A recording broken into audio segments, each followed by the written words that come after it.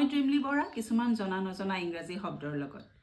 আৰু আজি মই ব্যৱহাৰ কৰা শব্দ দুটা মই আগতে কোৱাৰ নিচিনা হোমোফোনছ নহয় এই শব্দ দুটা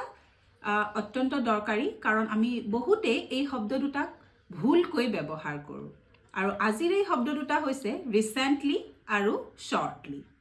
মিনিং দুটা প্ৰায় একেই কিন্তু ৰিসেন্টলি একচুয়ালি আমি ব্যৱহাৰ কৰিব লাগে past tenseত আৰু shortly এই শব্দটো আমি ব্যৱহাৰ কৰিব লাগে future tenseত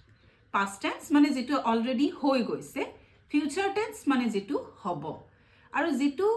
শব্দ recently এই শব্দটোৰ ইংলিশ মিনিং হৈছে not long ago আৰু অসমীয়াতে এই শব্দটোৰ অৰ্থ হৈছে হেহতিয়াকৈ আৰু এই শব্দটো যদি মই এটা সেন্টেন্সত বুজাও তেনে হলে মই এনেকৈ ক'ব পাৰো recently I visited Delhi আনটো শব্দ হৈছে shortly যেটো আমি future tenseত ব্যৱহাৰ কৰিব লাগে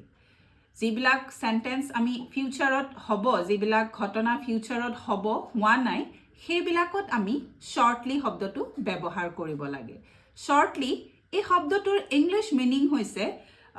soon যেটো নেকি ফিউচাৰত হ'ব soon আৰু এটো শব্দক আমি অসমীয়াতে যদি বুজাবলৈ খুজু আমি এনেকৈ ক'ব পাৰো হুনকালে বা শীঘ্ৰে আৰু এটা সেন্টেন্সত যদি মই এই শব্দটো কওঁ মই এনেকৈ ক'ব পাৰো I'll go to Delhi shortly